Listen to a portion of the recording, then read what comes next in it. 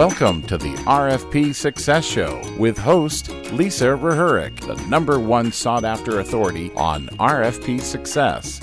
Each week, we bring you information, strategies, or resources to help you win more business through RFPs and have a little fun doing it. Let's get this week's episode started. Welcome, everybody, to the RFP Success Show. I am your host, Lisa Rehurek, founder and CEO of the RFP Success Company and also industry authority on RFP success. Today's topic is all about writing and how you can work with your writers and how you kind of manage that process. And I'm very specifically speaking to more of the smaller companies that don't have a full-fledged proposal team in-house. Generally, the large corporations have writers on staff. They've got people specific to those roles. But when you're in a smaller business, say under 30 million, even 50 million a year, you can't afford that kind of a team. And maybe you don't have enough business to even keep somebody or enough RFP responses to even have that many people on staff full time. So if that's you, then you want to listen to this, because a lot of times what happens is that those smaller companies, and again, we're still talking, 5 to 30 or $50 million businesses. But if you're a really small company out there, let's say you're in the six figures, you're probably also trying to respond to RFPs, and this information is going to be relevant for you. So that's who this is really for, is the smaller businesses, really, no matter what your size is when we're talking about small. But what happens in the smaller businesses most of the time, or a lot of times, is that you pull your technical staff off the streets, if you will, to respond to these RFPs, to write the answers to this RFP, because, let's face it, they're the ones who know the technical specs. They're the ones who are doing the work day in and day out, or maybe that's you as the business owner doing the work day in and day out. But there's some tricks that you can think about as you are working with them. If you're a proposal manager and you still are just kind of, again, in a small business, and you've got technical people that are providing the content for you, there are some things that you can do to make this all better. So that's really what we're talking about today. And one of the first things that I want you to realize is, and you got to kind of get this in your mindset, you cannot turn your technical experts into proposal writers.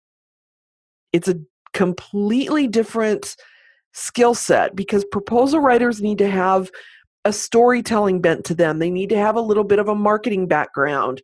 You are selling in that document. It is not just, now, I was going to say, it's not just about, putting specs out there and calling it a day. Now, with that being said, I know that there's some federal opportunities that are like that. Depending on your industry, it is literally just they want a rate, they want a cost, they want the specs, and there's no room for narrative. So we're talking about an RFP when there is a narrative involved here, all right? But what I see happen time and time again is that we expect our technical experts to write the proposal that we're going to submit. And that just isn't fair, because your technical experts are technical experts for a reason. They're very knowledgeable. They know their stuff inside and out. They're probably about 10 levels above everybody else when it comes to knowledge on the subject. They know their stuff, but they tend to be extremely niched in that particular area. And a lot of times what I see is that we're trying to turn them into that storyteller or that marketing writer, and that's not who they are. So the first thing I want you to do is kind of just reframe your expectations around what you're getting from those technical experts. So they're there to provide the tech specs on the solution, the what and the how. The proposal writer, whoever that is in your organization, whether that's outsourced to a company like ours, or whether that's, you a lot of times, or maybe you've got somebody on your team that has that ability to do that. But the proposal writer is there then to articulate the value of the solution and to make it cohesive and readable for audiences at all levels. So your technical people are there to provide the what and the how. here's what we do, here's the how of what we do, here's the answer to the question. And then you have to take that, or somebody in your organization or outsourced has to take that information and make it readable as a proposal response, as an RFP response. Sounds kind of easy, right? Actually, no, you guys are probably all shaking your head saying, oh my God, how do I even do that? So the key is that whoever is going to be deemed that person to write, to make it cohesive, to make it flow better, to add in the stories, to add in that piece of it, they've got to help shape and guide what you get from your technical experts. So one of the worst things we can do is just send them the RFP and say, hey, give us your responses to the questions. That's not the right approach, because they're going to look at it from a completely different lens. So the best thing to do is to send them, or to give them some guidance around how you want them to provide you with information, how you want them to respond. What I generally do is I complete a template and of how we're going to respond. So this is our response template. And then for each question, we give them prompts, if you will. We guide them with how we want them to respond. Now, the first thing to do is to go through and find all of those questions that are very succinct and asking for very specific information. And frankly, what we do is we put a table, generally some kind of a table that outlines all of that and asks them to answer, here's this one specific piece of the puzzle, and now provide your answer to that.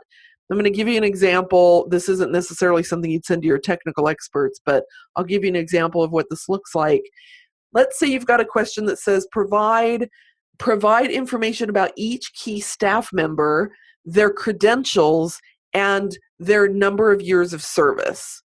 So a lot of times what I see people do is that I'll get back this response, and they have given so much background information. And in all of that, I'm trying to pull out just the 3 things that the RFP asked for. And so there's so much more fluff there, right? If you put this into a table where the left column says name, right column is blanked so that they can fill that in.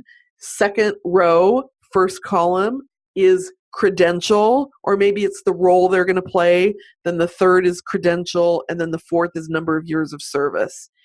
And you literally have them provide that information to you in that table format. The beautiful thing about this is that, number one, you get exactly what you need from them, and they won't miss those. If there's an empty spot on the table, they're going to know they've got to fill that out. So you want to make sure that when you give them those prompts, it makes it easy on them. And I got to tell you, it makes it easy on you, because you're going to get exactly what you want. The other thing is it prevents them from writing more than they need to write. You don't necessarily need a lot of fluff in there for some of those things. So I'm telling you to use this either in combination with some summary, or for those questions that don't require a lot of narrative per se, right? It just needs to have that particular type of information. It's very simple, very succinct. Doesn't mean even that you have to keep that table in your response, but this is how you're gathering the data from your technical writers, okay? Now, for those more narrative questions, I still love to give them prompts, because again, a lot of technical experts, they like to share their expertise, and they're going to have a hard time paring it back to just what the question is asking for. So here's the main prompts that you should ask for. And you can just kind of list this, again, maybe even in a table format for this, depending on how long you think the answer is going to be. Or you can kind of just put it in as a question and highlight it so that they know that that's your question to them. But the first question would be, what is the short answer to the question? What is the fact about what we can do in response to this question? Okay, so kind of what is the fact? What's the short answer? The second question you want to ask them is, why does this matter? And this is something that they will likely never include if you don't ask them. So this prompt is very important. Why does this matter to them? Why does this matter to the organization or the company and the solution that we're recommending, right? The third thing is, how is our solution better than somebody else's? So how is what we're talking about better or different than anybody else's? And what is the proof to support that? Okay, let me repeat that. How is our solution better or different from everybody else that's going to be submitting a proposal for this? And what is that proof? Where is the proof? How can we prove that? Quantify it, okay? And then fourth, and this just depends on the question, but what's the process? Step 1, step 2, step 3. What is the process for making this happen?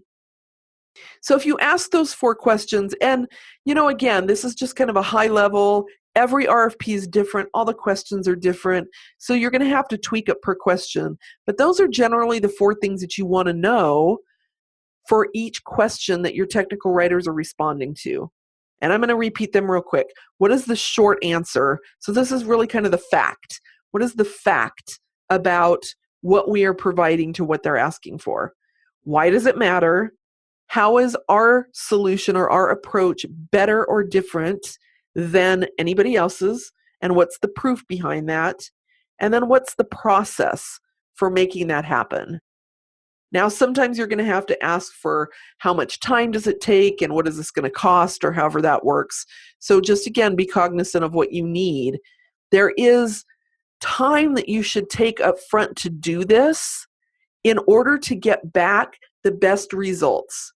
What I see happening, and frankly, what I did for many, many years in my RFP responses, is that we spend less time up front and then we just kind of send it out to the masses and say, okay, write your pieces, send it back to us, and then we have all this heavy lifting to do. But what I want you to start thinking about is reversing your thought process around that. When you reverse your thought process and you start thinking about, okay, let me do some heavy lifting on the front end so that I really get what I want on the back end.